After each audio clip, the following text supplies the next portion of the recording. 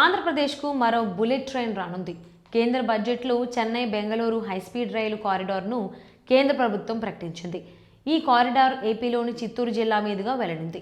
దేశవ్యాప్తంగా ప్రతిపాదించిన 7 హైస్పీడ్ రైలు కారిడార్లలో తెలుగు రాష్ట్రాల గుండా 3 మార్గాలు వెళ్లనున్నాయి.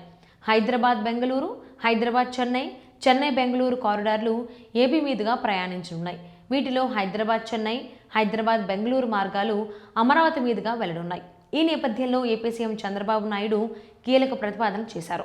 చెన్నై బెంగళూరు హైస్పీడ్ కారిడార్కు చిత్తూరు, తిరుపతి మధ్య 75 కిలోమీటర్ల కనెక్టివిటీ ఇవ్వాలని సూచించారు.